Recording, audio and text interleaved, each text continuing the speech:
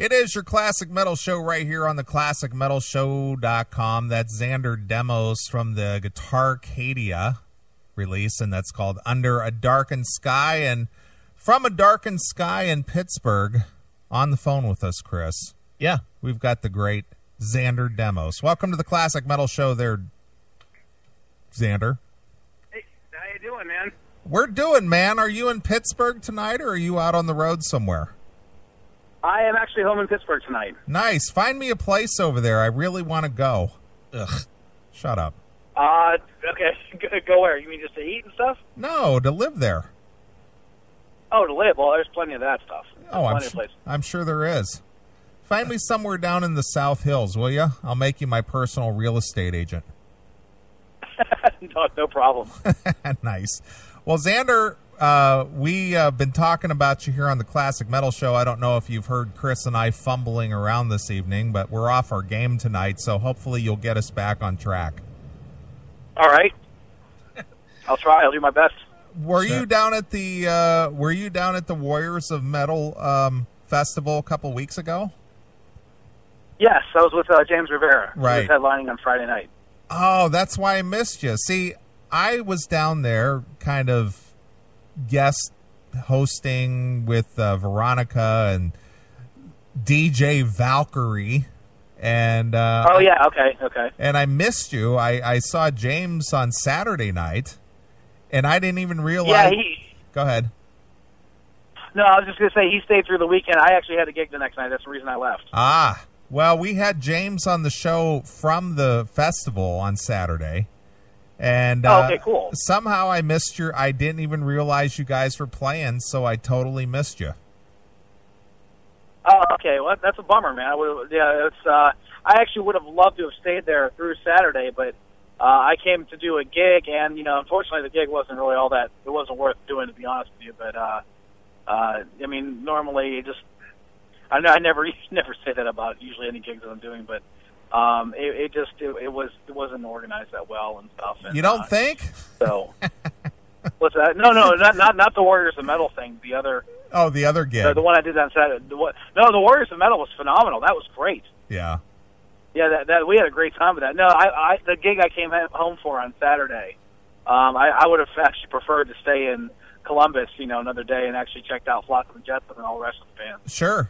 Well, I hung out with James on Saturday evening, and we did a call-in to the Classic Metal Show live, and Chris, interviewed him, my partner Chris here, and I hung out with James, but again, I was surprised because somehow, I don't know how I missed you guys playing on Friday, but it just sort of got by me. No problem. Well, I mean, you'll catch us again. I think we're going back next year. And I think James is going to be rolling solo. I'm officially his guitar player for his solo project right now. Sure. Now, how did that come about? I know you were also in the Sabbath Judas Sabbath band, correct? Yeah, that's pretty much how it came about. I mean, James knew that I was available to tour and record and do all kinds of crazy stuff, and the SJS thing, we got together. We got to do like 2 gigs together, and they went. All of them went over like really well, and they were really successful shows, and so James and I obviously kept in touch after that, and when it came up, about him doing this gig at Warriors of Metal, he said, "Hey, do you think you can learn like a set of material? If I give it to you now." It was like 2 weeks out from the show. And I said, yeah, I'll listen to it every day and just start working on the stuff. So that's pretty much how it came about. Very cool. Now, Xander, you are one of these guys, and every couple of years, we were talking about it a little bit earlier. Every couple of years, there's a guy like yourself that comes up from more or less out of nowhere as the next hot guitar player. And we were talking about Dario Lorina before, and Nick Sterling, 10 years ago and whatnot. All of a sudden lately, your name is popping up everywhere, opening gigs for, 900 different bands. And, now obviously you're working with a legend like James Rivera. What is it about you that has been able to separate yourself from more or less the rest of the pack? You know what? That's a great question, and it's really hard to answer that without, sounding like you're tooting your own horn. I think that one of the things that has attracted people to me for doing stuff like that is just, because I'm pretty much I'm very down to earth. I don't. The other thing about that is I take the same work ethic in the music that I do like in my regular career, if you want to call it that. I mean, I'm a software architect by trade. I've been playing, guitar for over 30 years now, and I started taking my career a lot more serious about maybe like 6-7 years ago. And I just think that, the reason being is just I think I was able to cross over some barriers that maybe some other players, hadn't really done yet. I work, for example, my album Guitarcadia was mixed and mastered by CJ Snare of Firehouse. Sure. Yet, I'm playing with James Rivera from, Hellstar, Malice, Killing Machine, and Seven Witches, and, all the bands that he's been in and stuff like that. And, I mean, I've done, I was on the Liberty and Justice double CD, which is more, which had a lot of, hair metal people on it, yet I do a lot of stuff, like my solo band is considered more of a prog metal band, like Dream Theater. Sure. And, so, I mean, there's a lot, I think that there's a lot of crossover, and there's the ability to be diverse. Like, on August 10th, for example, there's a keyboard player for a local tribute band here in Pittsburgh who I've since become friends with, and, I mean, he's a phenomenal keyboard player, he's a hell of a singer, and he's basically fronting a Journey and Foreigner project, or tribute project called Any Way You Want It. And on August 10th, we're doing, a whole set of Journey and a whole set of Foreigner. And, later that night, I'm driving to Akron to be with Giancarlo Floridia from Faith's Edge to do a whole set of Janie Lane for, the second Janie Lane tribute show. But then, in the coming weeks after that, I might be doing this. There might be a metal fest that me and James might be doing together. We're not really sure about that yet, but, I mean, all the bands that are on that are more like the thrash metal bands, death metal bands, things like that. So I just think that the ability to be diverse might be the reason that I've had, a touch of success with it.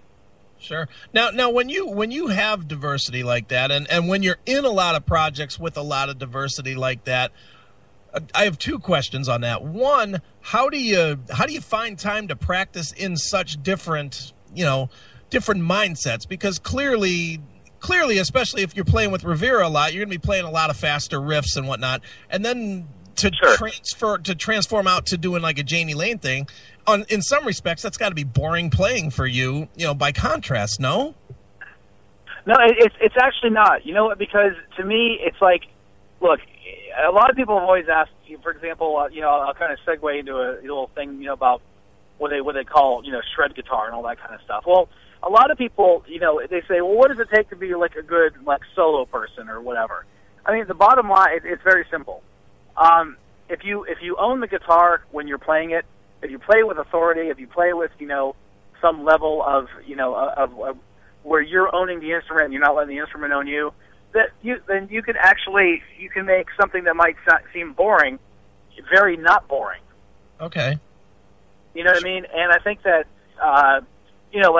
somebody might consider thrash metal riffs boring to to some people. You know what I mean? Sure. And they might think that the hair metal riffs are a hell of a lot more more exciting or something. And then of course there's going to be the opposite of that. People are going to say, "Oh my God, the hair metal stuff is boring. I'd rather listen to thrash because it's more technical. It's more this, more that." And hey, listen, if I lose you, call me right back because I'm actually in a tunnel here in Pittsburgh. If you've been here, you know what the tunnels are like. Fort Pitt Tunnel, Squirrel Hill Tunnel, Liberty Tunnel. Yeah, I'm in the Squirrel Hill Tunnel right now. So if I do lose you, just give me a call right back. All right. Good. Well, I apologize in advance to the audience if that happens. That's all good.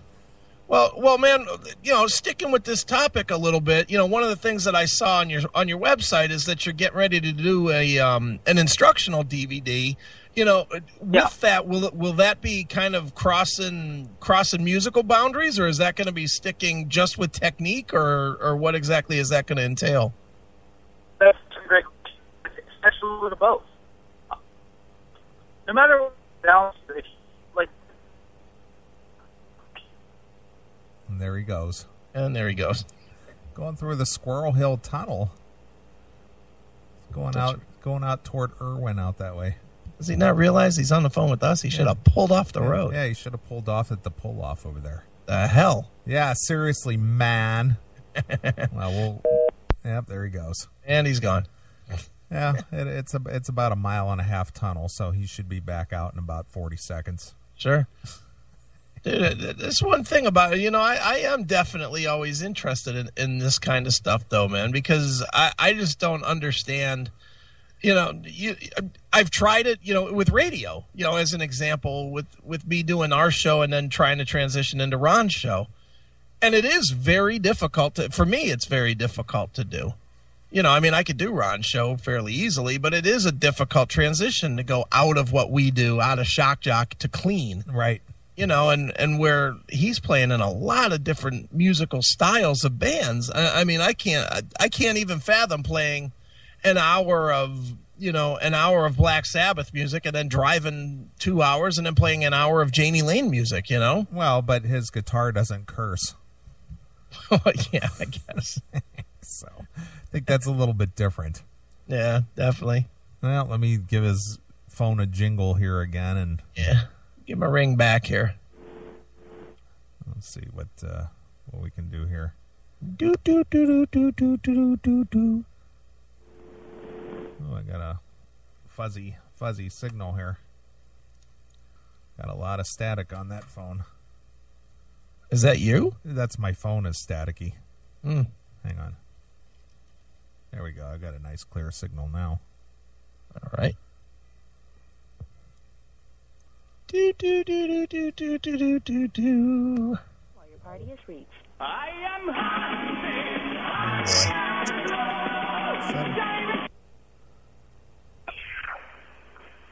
Hello.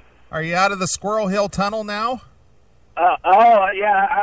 In fact, I was at the very end when I lost you. It's kind of weird. They're doing construction on the damn thing, and it's like, when them doing construction, they take out the antennas that are in there, the cell phone antennas that they put in like years ago. What do you? Well, now they're making the tunnel a little bit bigger, so it doesn't scare all the people that think the tunnel monster lives in there. And that's a Pittsburgh thing, Like I say, if you're not from here, you wouldn't understand. Are you heading east toward Irwin? Yeah, I'm actually heading towards Plum. That's where I live. All right, gotcha. See, I know my area. Nice. All right. Well, now that Very nice. now that I'm free, like before we were rudely interrupted by the people at PennDOT. Yeah, seriously. I was talking about basically being able to play like the same like solo style, and no matter like what type of music it's in, whether it's technical thrash or poppy hair metal or whatever. I mean, to me, it's hard rock. I don't know. That's the attitude I've always had, and that's why I don't mind.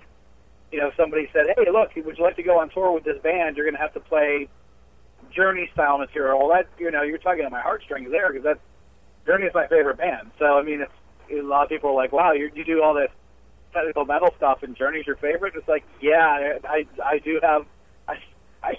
I do listen to more than just Testament, guys. Right. Well, both Chris and I are fans of heavy metal and thrash, but strangely enough, our favorite collective band is Air Supply. Nice. Hey, great harmonies. Again, you can't knock them. But seriously, though, we have a good friend over there in the Pittsburgh area who's also a very accomplished guitarist. I don't know if you know him or not, but his name is George Mahalovic. Are you familiar with him at all? Oh, I know George. Yeah, he's a great guy. And he's a great guitarist. Yep, outstanding guitar player.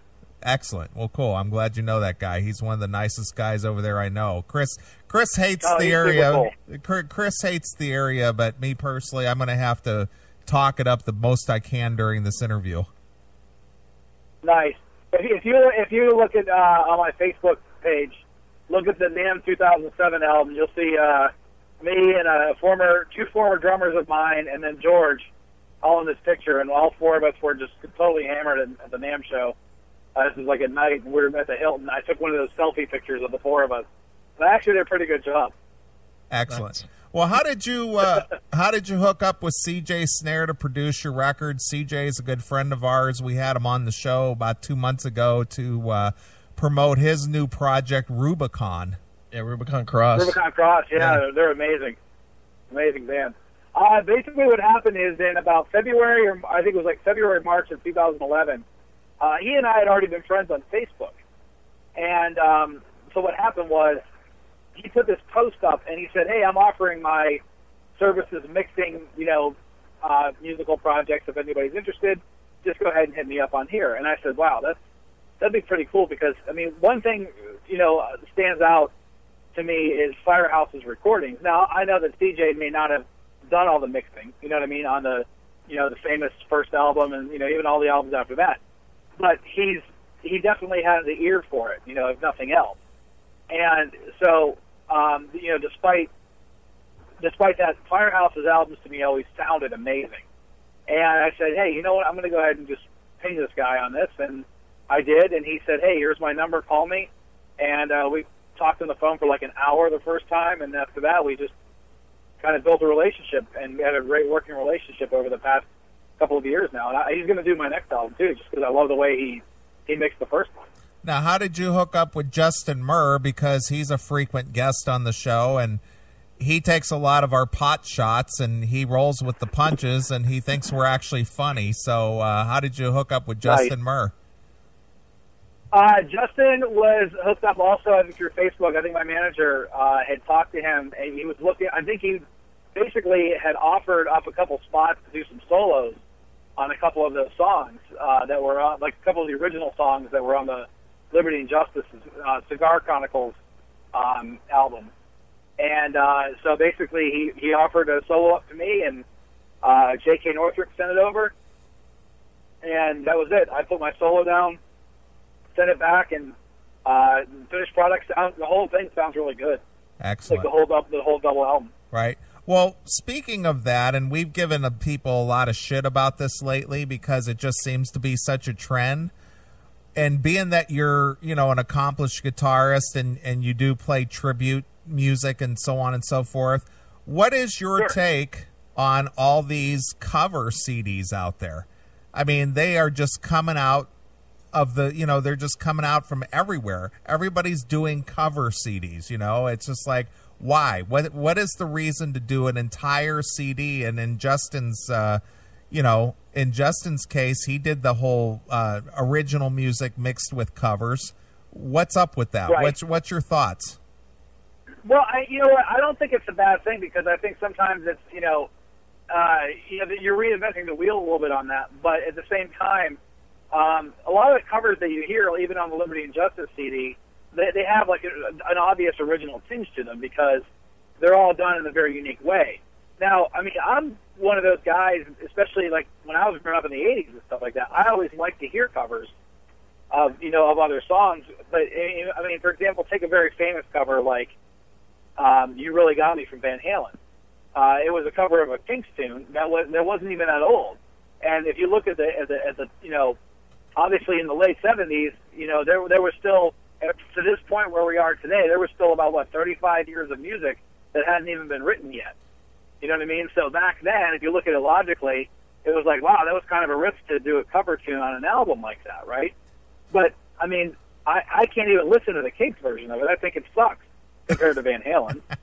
You know what I mean? And I might sound like a jerk for saying that, but I don't care. Well, but that's the way I feel. But we never have a problem with a band doing a cover song.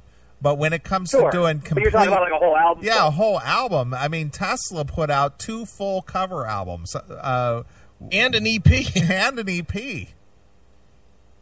Dude, Tesla did that. Yeah. You know what? I can't fault anybody for doing that because they're basically showing off their influences, and I think that's fine. If you're doing something, if you're doing it just to make money, I mean, I don't know how much money you can make by doing that because you got to pay a whole crap load of royalties out on that stuff. So I mean, but I don't know. I like adding like at least a cover on every album I do, just because I think that here's if you want to hear my theory on this. This is going to sound kind of weird. back in the day, you know, like I'm 44 years old. Okay, so I grew up. I was a teenager in the 80s, and so I basically watched the evolution of, you know, the dawn of the music video affecting the world as well as the artist or artists, right? Mm-hmm. It went from just radio for being an outlet for music to now radio and video. Now you had two mediums, right? Sure. And whatever the radio and the video said was the gospel. That was pretty much how it went. Nowadays, you've got YouTube, you've got the internet, you've got so many other ways to share music and hear music and all this kind of stuff that I think, in a way, I'm not going to say that people have run out of ideas. I just think it might be a little bit harder to make a connection with newer audiences. So therefore, you know, like Tesla, for example, they might, you know, want to do something that, you know, a whole album full of covers because they feel like they need to connect to an audience that they don't understand because they don't have. Back then, like when Modern Day Cowboy came out, MTV just pumped that song right in everybody's faces. Everybody was like, yeah, this song's totally badass, you know, great solo, great hook in it, and all that kind of stuff. They don't have that luxury anymore. Now they got to do it themselves, right? Sure. Definitely, man. So that's a theory. Maybe not a good one, but it's, I mean, when I've talked to people about that, they've thought about it. They said, you know what, some of that makes sense. Sure. And some people say, wow, you're really twisted, dude. Sure.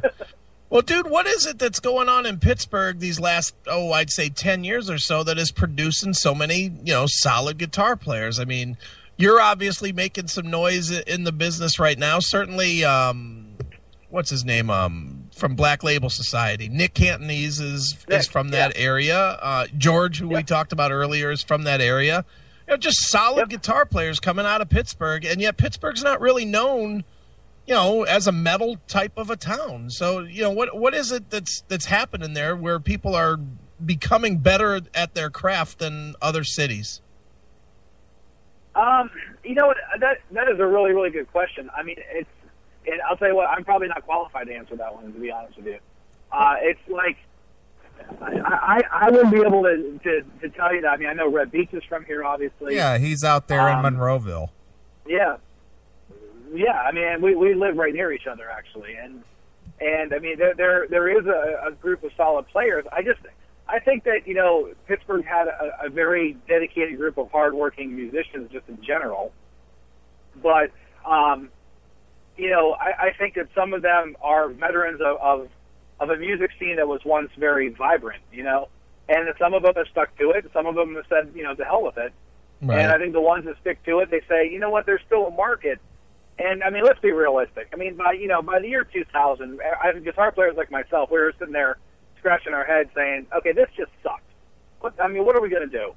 You know what I mean? And the cool thing is through the grunge era and all that kind of stuff, I mean, I just kept doing, you know, keeping up the aggressive guitar stuff, you know, like the shred stuff. And, you know, I still had this massive love and passion for, you know, good instrumental guitar rock and melodic, especially like melodic metal, like bands like Fair Warning that were huge overseas. You know, they were they sang in English, but they, you know, their sound was so like it was like so like pre-grunge, but in a post-grunge, you know, chronological time period. Sure. Because they came out like 94 or 95, you know what I mean? So when I was listening to bands like that, I was like, yeah, there's still hope. There's still an audience for it. So I stuck it out. Sure. And I think that some other people did too. I just think that other people just said, you know what, you know, the non-solo thing is a phase or whatever, and you don't have to play solos to be considered like a good guitar player. But I think that, you know, as YouTube became more prevalent, a lot of people, especially like the younger generation, were like, oh, so that's what a guitar solo looks like. That's really cool. Maybe I'll start doing that. And next thing you know, there's a lot of people that are now interested. Like, how did Dragon Force get so popular? From Guitar Hero, you know? Right. Definitely, man.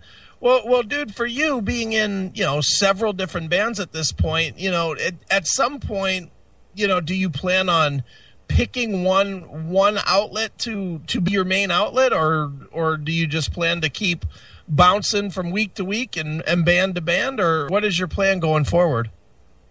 You're making me sound like a prostitute. Well, if you want to whore it out there for the money, I wouldn't blame you. Yeah, one of your contemporaries, Jack Frost, was being a band whore for a while. Yes, and he and I, even though I've said hello to him at the NAMM shows, and he probably wouldn't remember me, he might now that I'm James's guitar player. But I don't know. Yeah, he did do that for a while, and you know what? I'm not really going down that path because I don't know how he did it. I just know that if people call me and they want to talk to me about some stuff, then I'm all ears when it comes to that. I mean, I just like to play. I just like to get out there and play. I like to play with professional musicians. So these national guys, some of which I grew up listening to, if they call me and they want to do something, then yeah, I'm going to be down with doing it. I mean, it's just it's a lot of things, especially where recording is concerned. I mean, I have a full Pro Tools studio, so if I have to collaborate, I have the ability to do that. So it's a lot easier than it used to be. It's not like somebody's like flying me out to some city every week. You know what I mean? Right. Well, what's this phone call going to cost us? I have unlimited minutes. I mean, that's all good. Yeah, you missed my point there, pal. But nice. Well, what do you want to tell us about your new release here? I know you covered the fact that CJ Snare did the production on it for you. Who do you have doing the vocals, or is that you singing?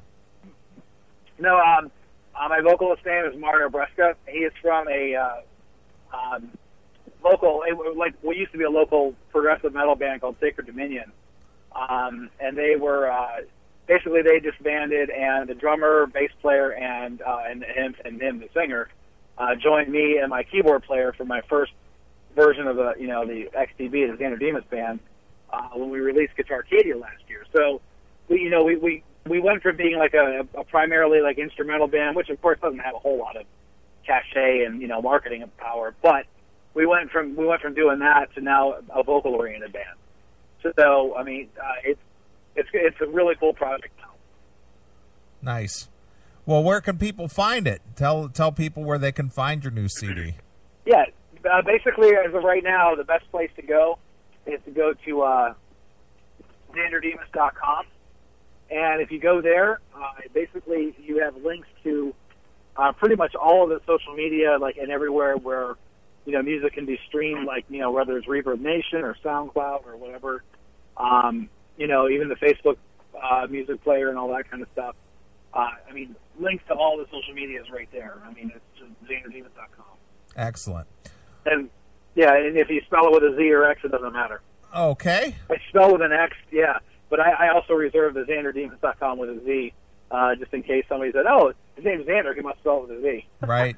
It's not like Robin Xander. Not like Robin Xander. It's like Xander from, dare I say, Buffy the Vampire Slayer. It's like from Xylophone. Yes, it's like Xylophone, exactly. Nice. All right. The guy that's in Terminator 2, the stepdad, Xander Berkeley. Right. Well, being that you live in the Pittsburgh area there, Xander, what do you think? What do you think about them Pirates? Who cares? They're doing pretty well, aren't they? Well, that's why I'm asking, because they've been. Well, I mean, I gotta be honest with you. I'm a little bit ignorant when it's come to sports this summer because I've been really busy. But I understand that they're doing well, and my hat's off to them because, oh my God, they've sucked for how many years? 20 years. Yeah, exactly. So, Is that a pro team? I think one of my friends who's really into like the local sports scene. He's last year he was even saying like how good the Pirates were doing, even though they didn't finish good last year. They were promising. Now they're actually showing the talent. So you can tell by the attendance in the games too. Nice. I mean, I remember going to a couple Pirate games about maybe like 5 years ago, and there was like 5,000 people there. Right. It was like a scene out of Major League. Sure. It was like a Xander Demos concert. Exactly.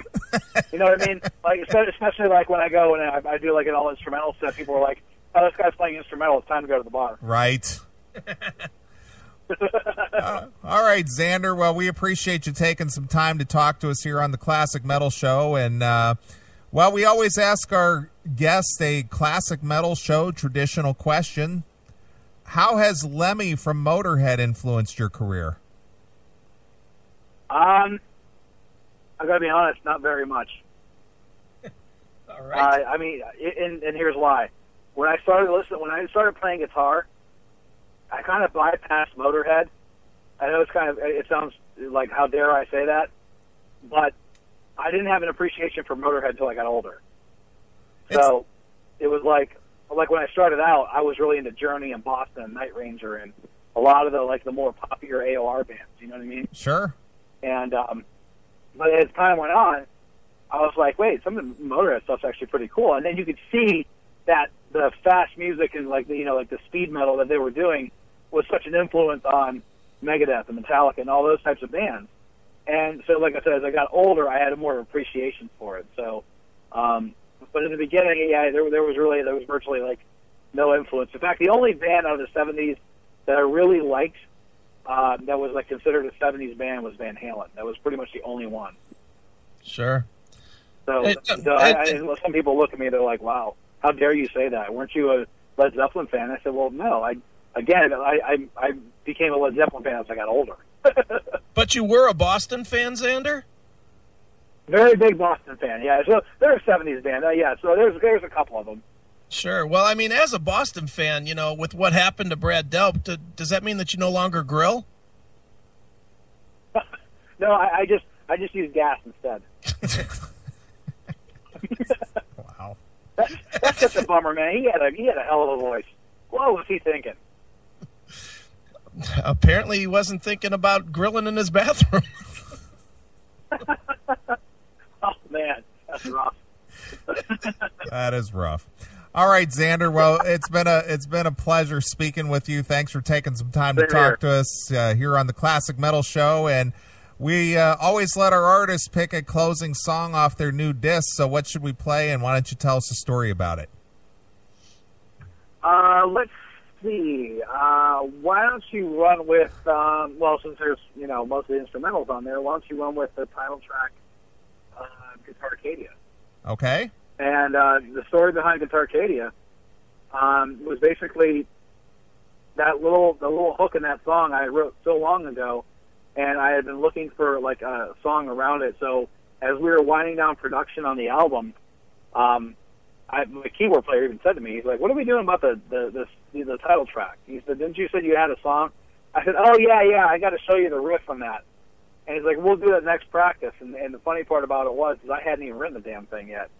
And so I sat there one day and I was like, I got to come up with something here. And I just started, flowing some ideas. The next thing I knew, about an hour later, I was like, wait a second. If I took this part here and this part here and I kind of mashed them together, that kind of works. And, so now I finally had a home for that little hook that I had written so long ago.